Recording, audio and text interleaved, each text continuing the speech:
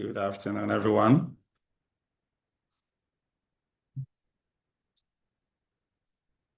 My pleasure to welcome you to another episode of the FM Launch Hour.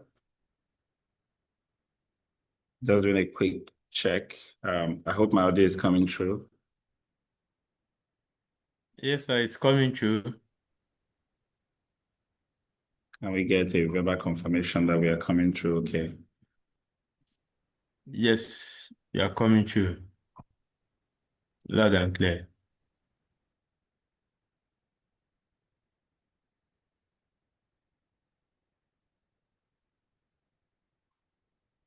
My audio okay? Yes, your audio is okay. Your audio is okay, sir. Do you hear me? Yes, I can hear you. Okay. Thank you so much. All right. So, as usual, I'm here again. My name is Paul Erubami. I'm the MD and Chief Consultant at Max-Migold Limited. Max-Migold is a front runner in the facility management industry, and we provide operations and maintenance services, training, technology, energy efficiency, asset management, construction project management, and all the value-added technical solutions you need to manage your facilities with cutting-edge technology as well as sustainability.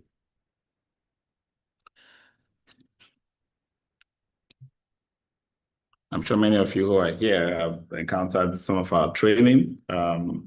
It's with delight that I announced that we are already recruiting for the August 2025 batch 25 of the Facility Management Mastercraft Diploma. This certification credential is the foremost ultimate certification to come from the African continent. And we have testimonials from more than 1,000 professionals who have taken this certification in the last 9 years and are doing very well across all industries in the built environment in Nigeria.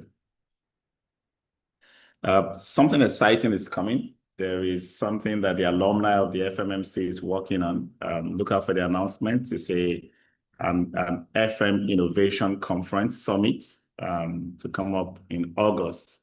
I want everyone to look out for this. It's going to be the biggest thing that happens to the FM industry in Nigeria, and we're inviting everyone to it.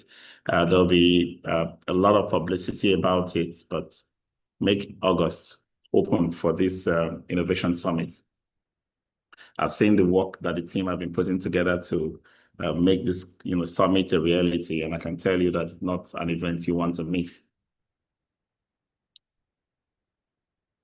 In today's launch hour, I'm going to be talking about SOP, Standard Operating Procedure, how to write and implement standard operating procedures that stick.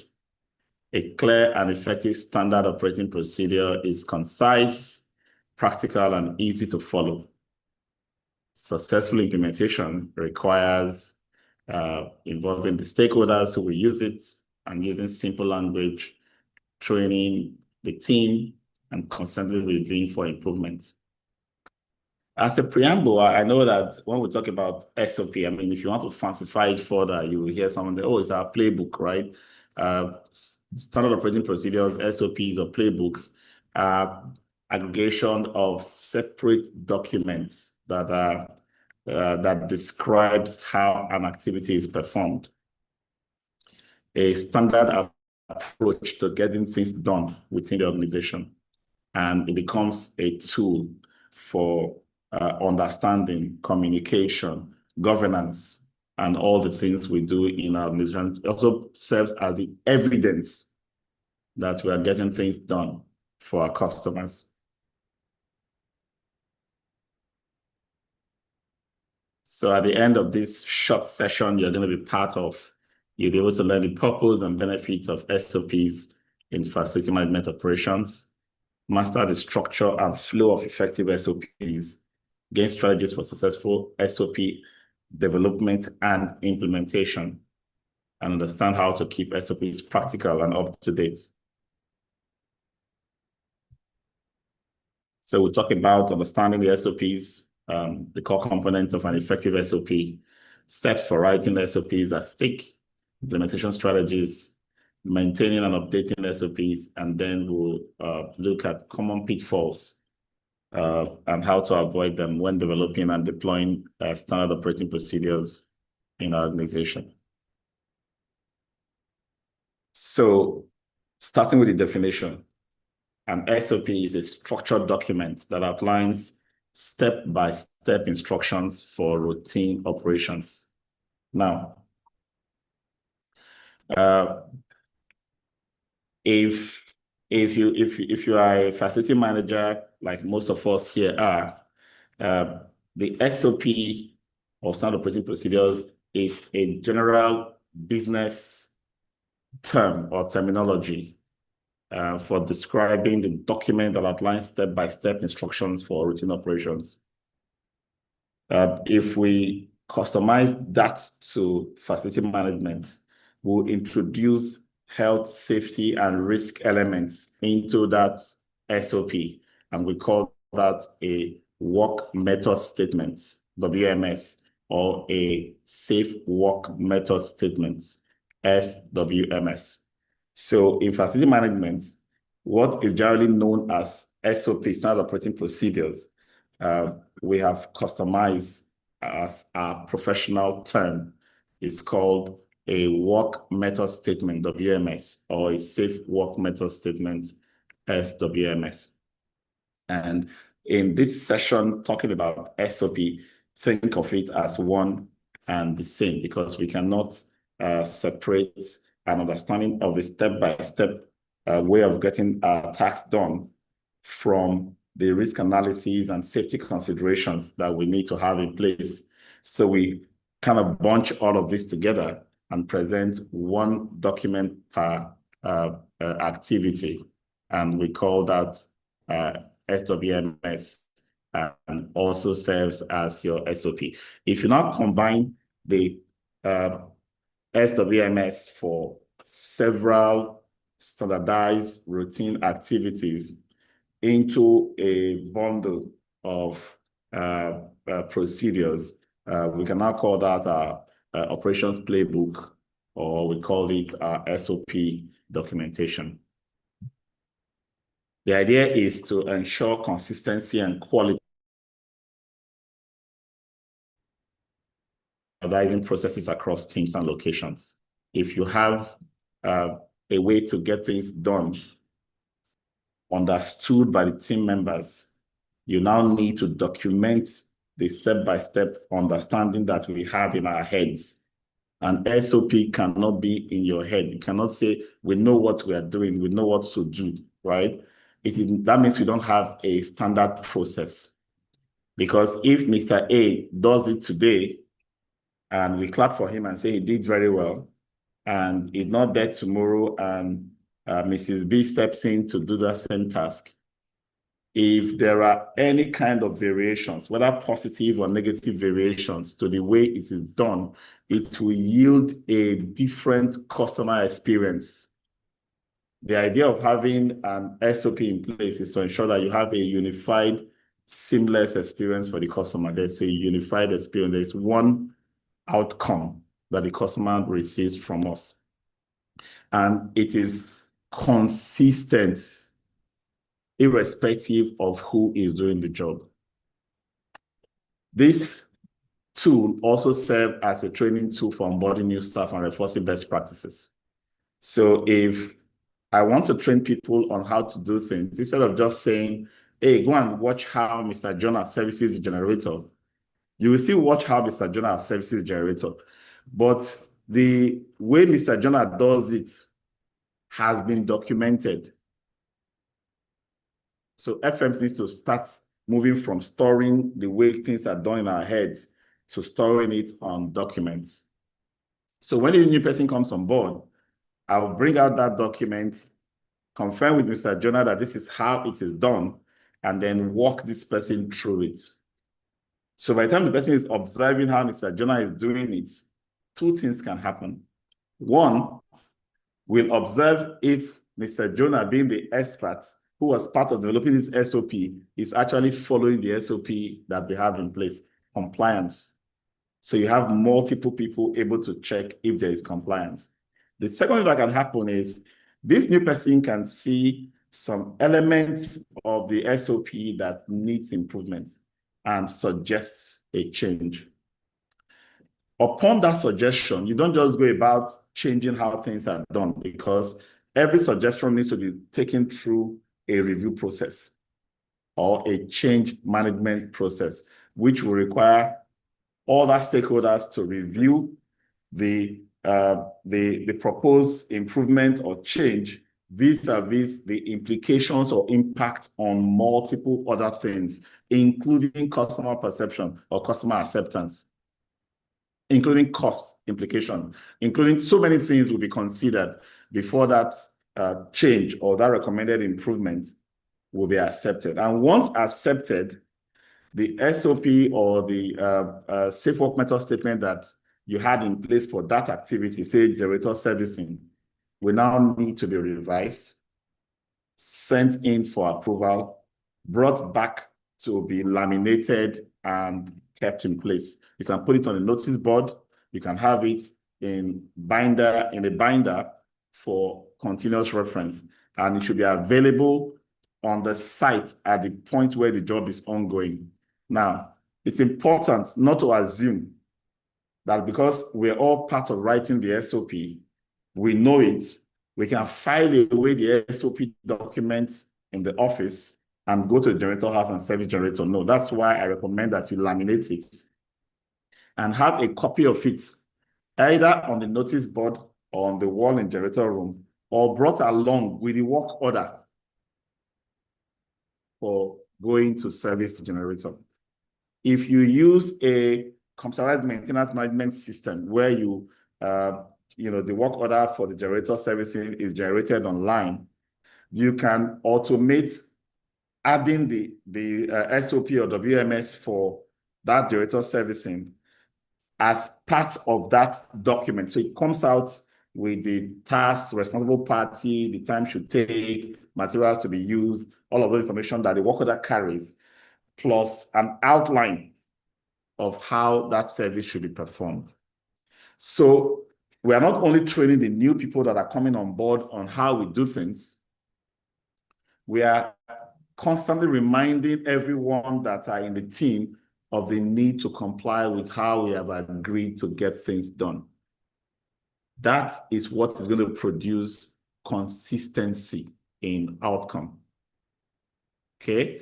And when there are issues, legal issues, contractual issues, all kinds of audits, and anything can happen. No, we are not God, but if anything happens and we have followed our procedures, which we had documented, signed up to, and we have evidence through a checklist of what we have in the SOP, because this is where SOP implementation also comes in. You don't just say, I have looked at what the SOP says, and I have done what the SOP says. That's not evidential. There's no evidence that you actually did it. The SOP itself needs to be produced into another sheet we will call a checklist. It is in this checklist that you, the operator, the individual who is following this SOP, we testify on a line-by-line basis that you actually did them in the order they were prescribed. And then as you sign, a witness, a customer, someone else also signs. So that closes out the work order. It shows that the SOP has been followed and there is an evidence, date, time, witnesses to that activity. That completes that task. That creates a record that we actually get the job done. This enhances efficiency and accountability as it clarifies the roles, helps to set expectations, and define workflows.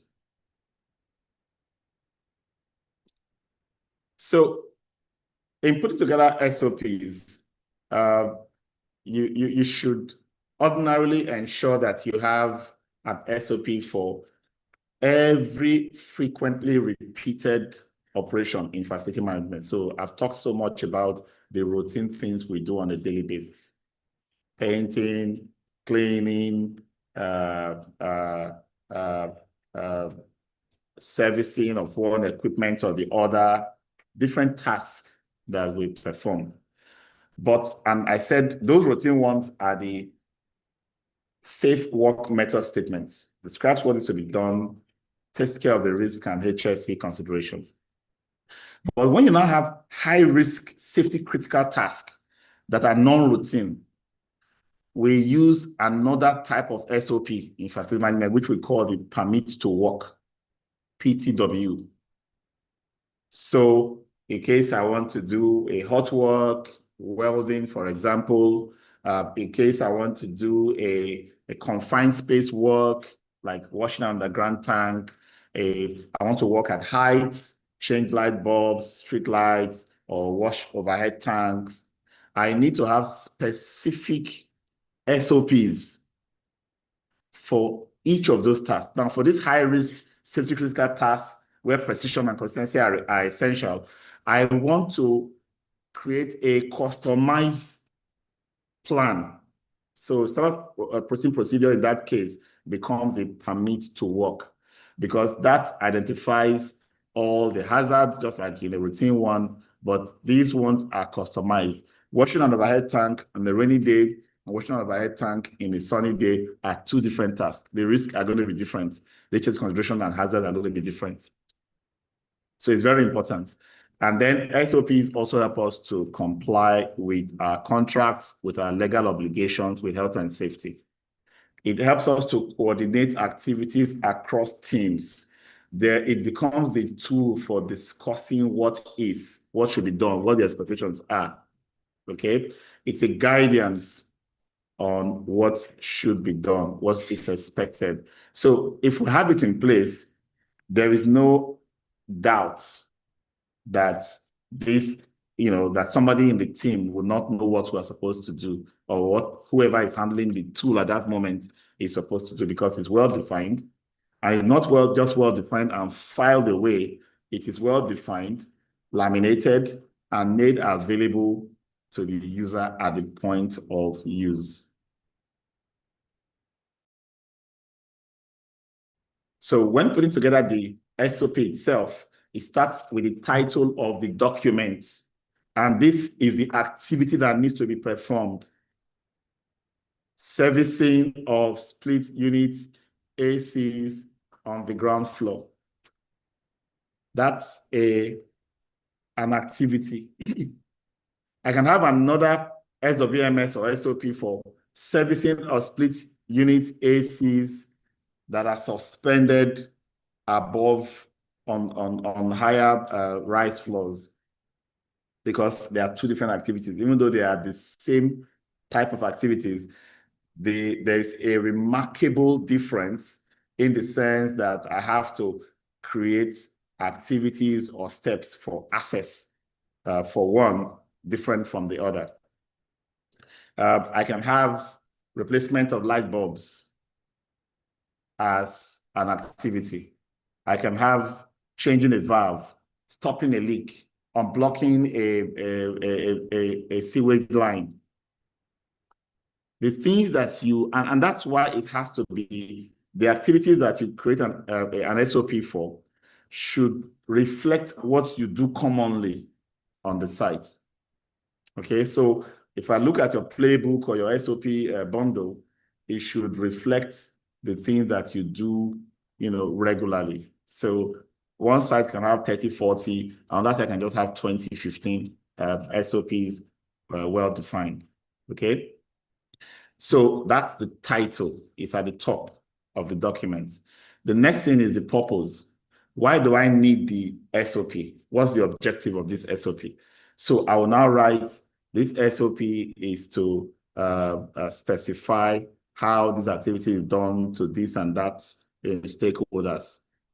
That is important that I write there.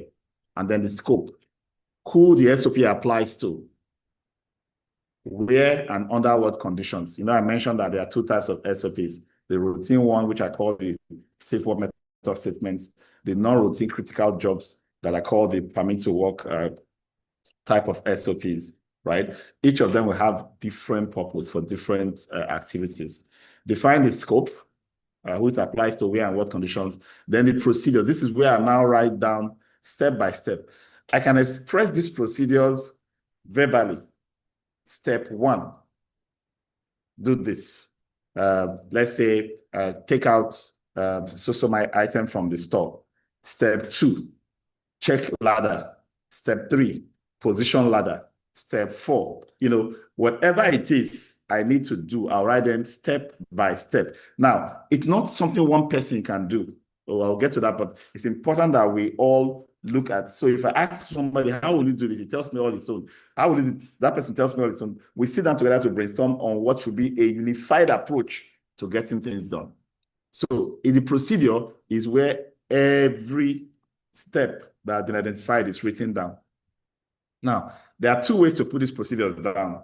You could put it in terms of step 1, step 2, step 3, down to the last step, which is cleaning up, tidying up, storing away materials and equipment, and so on. I could also put it in terms of a graphical flow, where I put step 1, put the action in a box, an arrow, another action, an arrow, another action. I can present it that way. So there are two options, okay? But if I put it in terms of a step-by-step approach or graphical flow, I may not have the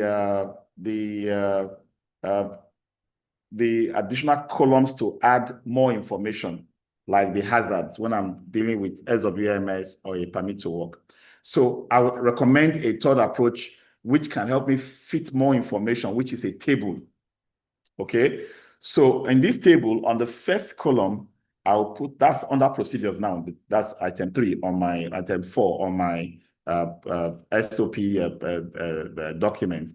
I'll put all the step-by-step on how to get the job done on the first column in the table. I can add another column for individuals or responsible party, so that I put names of staff who will do each of those. I'll put another column for materials required, so the tools and materials required, I can put a column there. I can put a fourth column for hazards, and then I put a fifth column for how to mitigate the hazard or prevention. Now, if I want to be as detailed as possible, I can either put a quality expectations as a 6th column or carry that as another step below the procedures, where I write the things to be watched out for. Beside hazard now, this is quality now. Okay, so that comes under. This is where, if it's painting, I'll say watch out for drips. Ensure that the sanding process is done and smoothed out.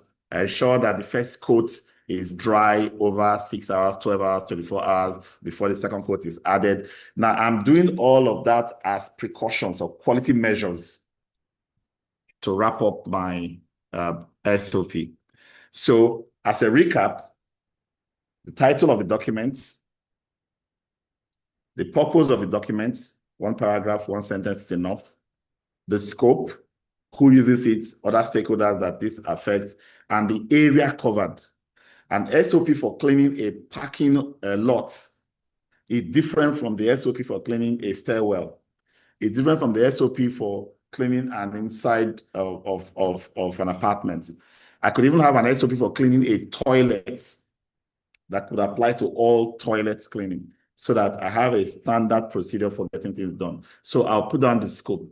And then I'll now do the procedures, which is a table that carries the step-by-step, that carries the responsible party, materials and tools, the hazards and risk, and then the prevention or mitigation.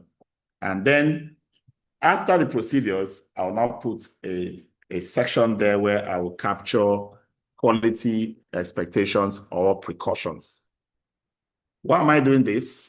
Because I want it to be a complete document. And all I've described can just be on one page, one sheet for most of the tasks that we carry out as facility managers.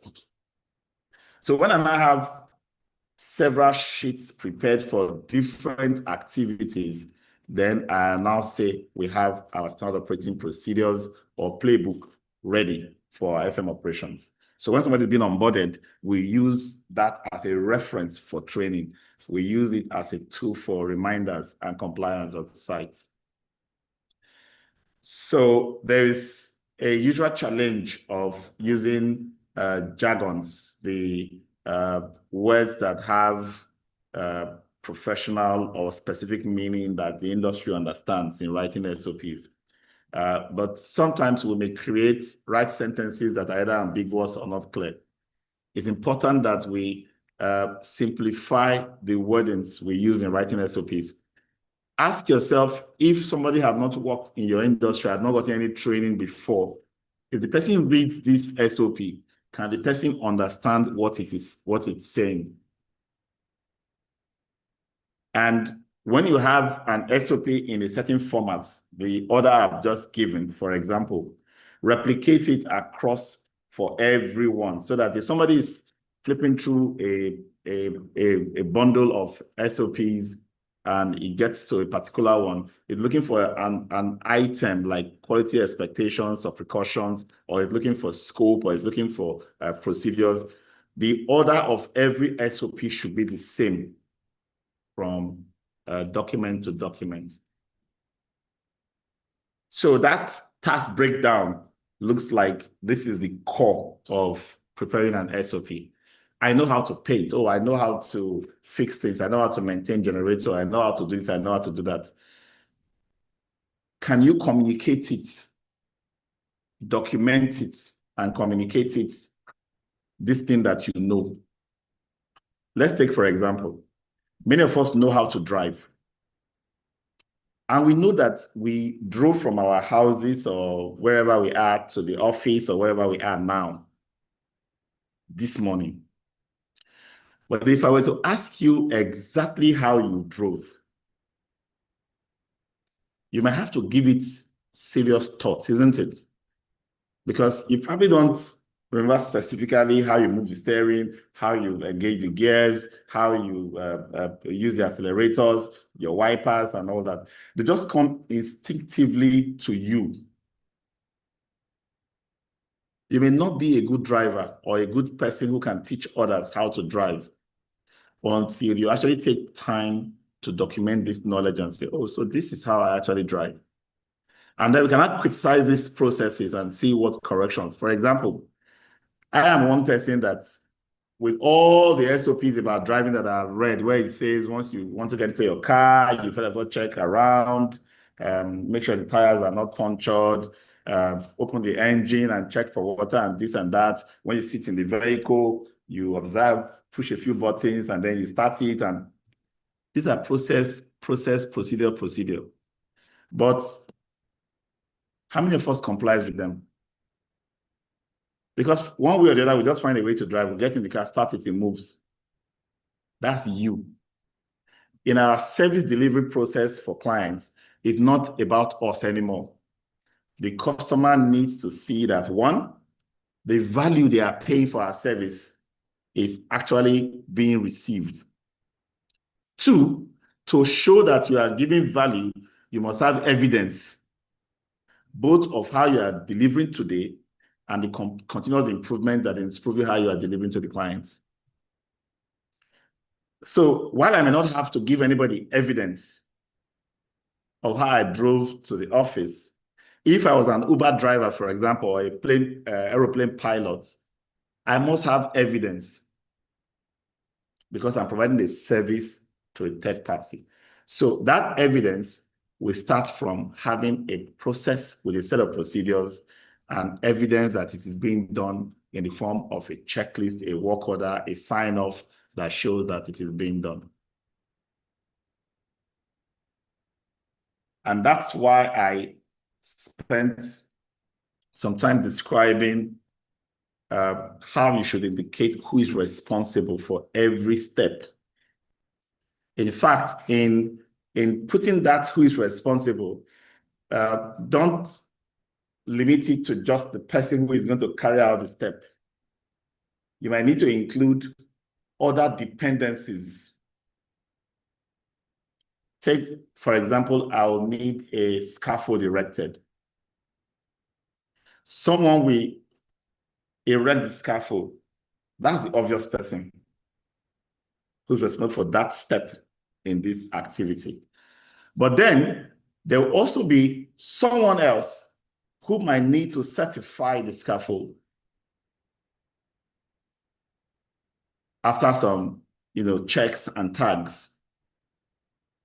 So it's either I create that as 2 steps in my activity, or have it as a bundle step, but make sure there are 2 people mentioned there. In most instances, it's recommended that you simplify it further by breaking it into 2 steps: erect scaffold, certified scaffold. So you have 2 different individuals who are going to do it. But bottom line here is ensure that you capture who will do what, ensure that people that should sign off on certain tasks are actually signing off on those tasks. Now we have the SOPs. The electrical team have put together this beautiful SOP on how to troubleshoot electrical problems in the DB. They understand quite well what the SOP is telling them. But who else will be affected?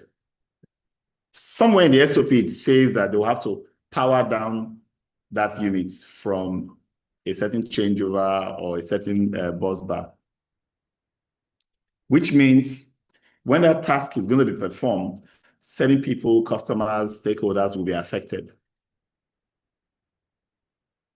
Should they know? Of course they should. Your team members that are going to be performing the tasks, even if step 1 is Mr. A, step 2 to 5 is Mr. B, and there's nothing in the steps for Mr. C, should Mr. C also be trained on this process? The answer is yes. Everybody in the team should be trained together, should have access to the same information. There should be nothing that, because Mr. A does this, he should be the one that knows, what's related to that. Because Mr. B does this, he should be the only one knowing what is related to that. No, that's a very bad practice. Even if I don't perform that task, as far as I'm in that team, I should be aware of what the standard says, what the procedure says. Now, this is for 2 obvious reasons. One is cross-training purposes.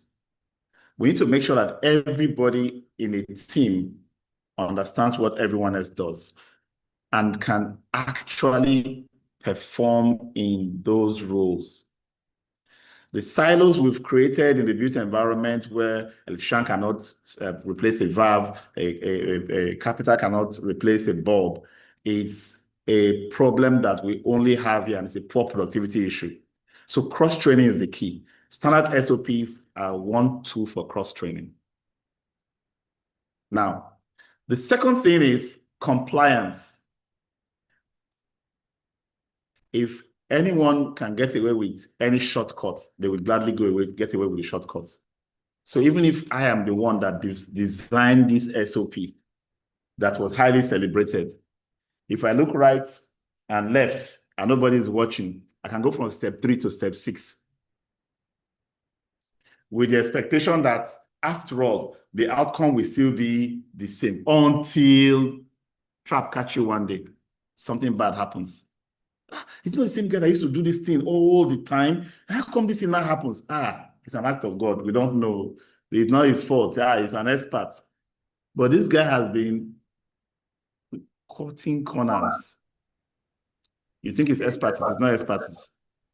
So when other team members understand the process or procedures, they'll remind you, sorry, sir, you are going from step 2 to step 5. You are skipping 4 and 3 and 4.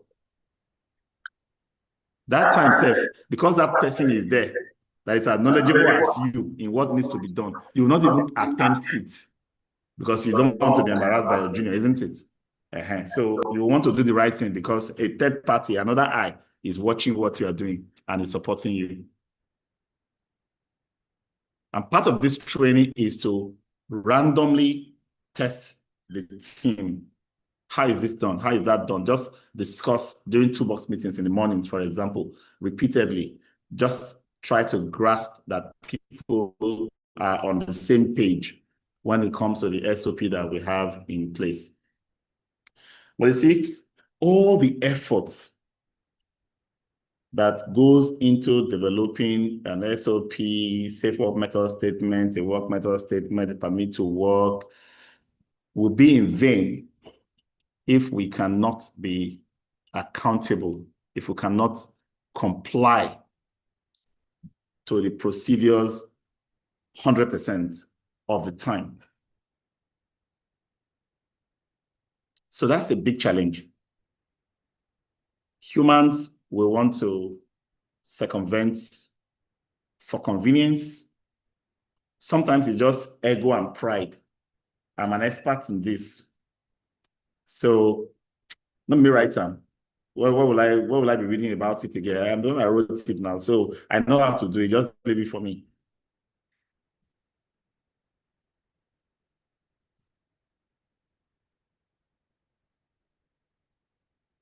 Some people cannot even prepare the same meal twice and have the same taste out of it. Ordinary noodles, they'll prepare it today to be soggy. Prepare the same noodles again tomorrow, it will be dry. Kakaraka like chin-chin. And the same person that prepared it has been doing noodles since he was in secondary school, just because he does not want to follow a set procedure of how to do it. So from simple things to complex things, there should be a way to do it. Imagine having a restaurant where people come to eat. Whenever they come, that your egusi is very, very nice. Please give me egusi and eba. And then they ate the egusi. They're coming back. In that neighborhood, they must come back and eat that egusi again the next day. And then the next day, they put the egusi in the mouth, salt cut through their tongue. And they're like, what's happening here? In fact, there was one day I went to a restaurant. When I tasted the food, I almost asked the madam if the salt cup fell from her hand when she was trying to put salt inside the food. Because as far as she's concerned, is it not salt?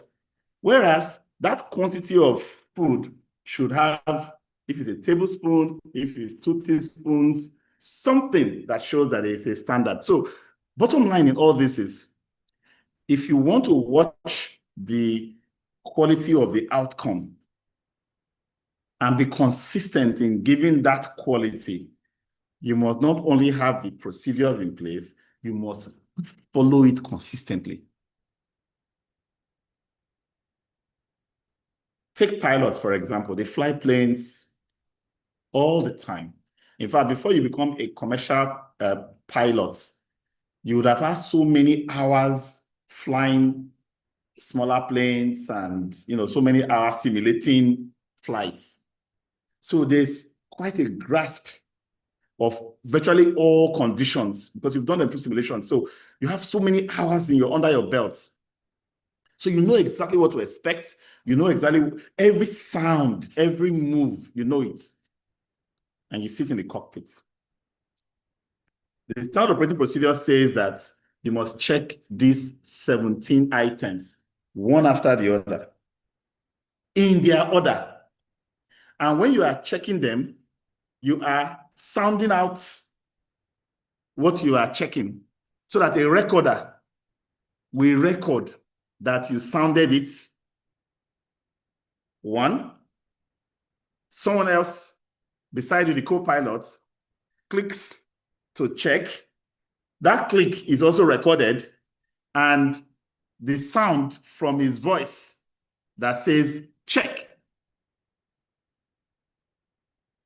So you hear them say, tail lights, check. Air conditioning, check. This, that. Why did they do that? And the funny thing is, they will do it in the morning before they leave. When they land in New York, they will do it again before they go from there to Abuja. When they get to Abuja, they will do it again before they go to Jos. The same plane can do 10 flights in one day by the same pilots who have flown that plane 500, 1,000 times. But each time, they do it. Why? Because they want to maintain the same outcome, safety, comforts of the passengers they have in the plane. The same thing with FM. Our experience, the experiences customers get from the services we deliver should be characteristic of who we are as an organization, not characteristic of the individual employees within our organization. Because we're going to have the good, the bad, and the ugly in every organization. You don't want your customers to be experiencing the good, the bad, and the ugly according to their variability, because you won't last as a service provider. So what do you do when people don't comply with SOPs? Because this is a difficult topic.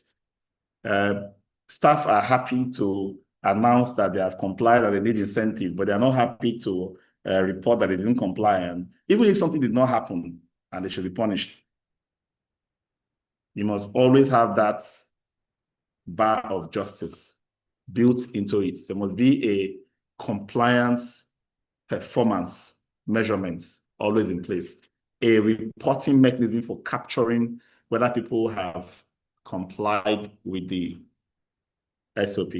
So don't wait until you see accidents or a satisfied customer before you now ask, did you follow the process? No. There should be incentive and disincentive or punishment for following the process by itself. So you treat the procedure, the compliance with the procedure, as an outcome in itself before you now look at the outcome. There will be a sense of ownership among team members. And so when it's time to make a change or to improve that procedure, it is easy to spot. By the way, the aspect of the procedure that you don't like most are the ones that you'll be looking for ways to do it better. So you will be the one to quickly come and say, this is a wasted effort. Now, why are we even spending so much money and time? Can we not just do this and that? Now you are talking. Not that you have such thoughts in your head and then start circumventing the procedure.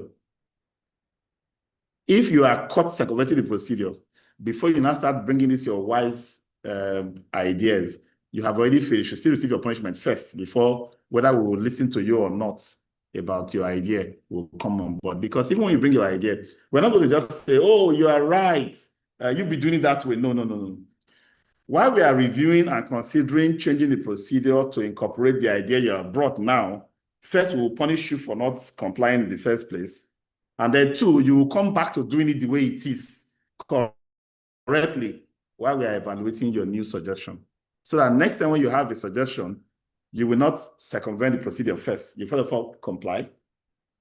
And then after complying, you come up with an idea. So while you are still complying, your new idea is being reviewed to be incorporated, because once it's incorporated, it replaces the old version that we have. So procedures are not supposed to be put in place once and for all. While there are needs to review procedures frequently, like annually, whenever a new idea comes, for example, we don't need to wait to review procedures. For example, when ChatGPT came out, the AI revolution started a couple of years ago. There are so many procedures that did not consider the fast-paced, high-productive inputs that AI can give, right? So we're not going to wait a whole year to review certain procedures when we now have AI tools at our fingertips. So we just go and say, okay, so how can it be improved? And that improvement ideas can come up anytime, can come up during toolbox meetings every day.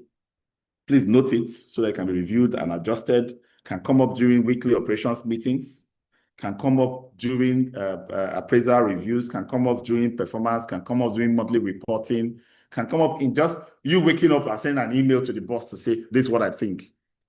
Or if it's a bit more elaborate, doing a small business case where you do a cost-benefit analysis for the change, you do a pros and cons or a SWOT analysis for what you are proposing, right? You present that for considerations. And managers, please don't shoot down ideas. If you have people in your team that have presented ideas in the past and you told them, hey, don't worry, we'll look at it, and for a while you don't look at it, or you don't come back to talk about it, or you just say, oh, keep that one aside, it's foolish, it doesn't make sense. Over time, what they will do is that they will shut down their brain themselves. There's no need wasting the brain power trying to think and bring up ideas when every time the ideas come, it will be shut down. It is when you now get stuck, it's when you now start saying, I need ideas, so they will now volunteer very, very rubbish ideas from brains that have not been exercised, because these brains have been shut down for a long time. Since you've been telling them not to use it, don't use it, they shut it down, start telling you, what should I do? The day you are not telling them, well, let's brainstorm on the problem, then they can really impress you with very bad ideas. So it's important that we have these reviews and we carry everyone along. The improvements should be open, and it can come from not only the team that are executing the job, it can also come from your customers and visitors. It can come from everywhere. Just have an open mind to receiving improvement ideas and be ready to go and revise your procedures. You might just conduct a survey of your customers and you see the kind of feedback they've given. And you realize that for you to serve them better, you need to make some changes in how things are delivered. You go back to your procedures immediately. Don't wait until procedure review time during annual general meeting or during management retreats to no. But you must pass it through the right process. Who are those to review after it has been, the change has been proposed? They all write why they think is good or why they think is not, and the implications they consider. Who is to approve? He considers all of those comments and says, okay, yes, approved. And then it goes back to the team after it has been controlled as a company document, goes back to the team for use with the team. And that's how SOPs are done on a continuous basis for improvement. So what are some of the challenges? If you develop SOPs and you come and dish it out to the staff, first, they will not feel any sense of ownership. And two, when they find improvement ideas, they will not bring it up because it will be like they are being told what to do. And with that, there will be no sense of ownership, which means they will always tell you that something did not work after they've done what you asked. Whereas if what they did is what they asked, by their being involved in the procedures, identification and documentation, they will own the outcome and go back and find a way to get it better. And then for those of us on management that wants to see what is happening in the site, is the SOP that we say, what have you decided to do? How are you doing it? Through checklists and reports. That's how we know what is happening. Those are the evidence of what's going on. And then we can now use that as evidence to our customers. So when we want to sell to another customer, we say, come and see what we are doing with this customer. Come and see, it's not to come and walk around the buildings. Come and see the documentation we have in place on how good our jobs are to the organization. And then if we all do it well and do it together, we will feel a sense, a bonding, a sense of commitment, a sense of ownership of that process. And we'll see that we are the ones that created it, and the outcome is what we are getting for our service. And what that does is that improvements will come almost automatically to us. We'll keep coming up with improvements on a regular basis. So on the final note, write clear, concise SOPs to promote consistency, efficiency, and compliance across all your operations. Involve the staff that are involved in the task.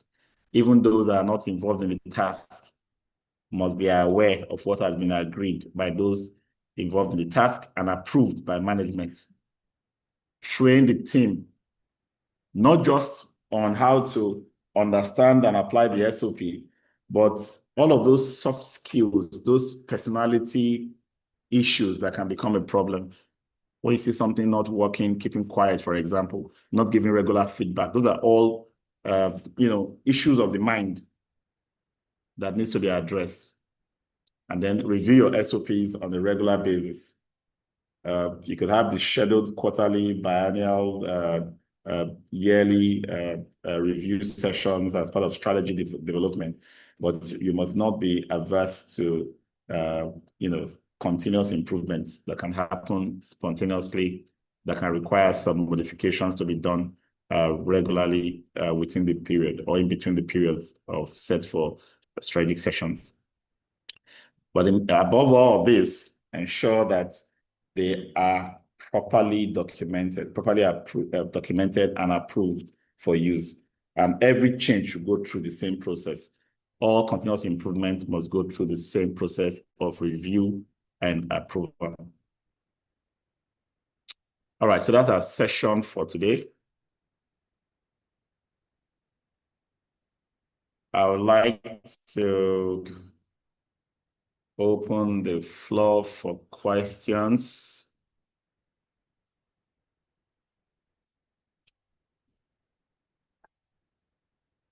If it's your first time in this session, I would ask that we have several platforms where you can engage with us.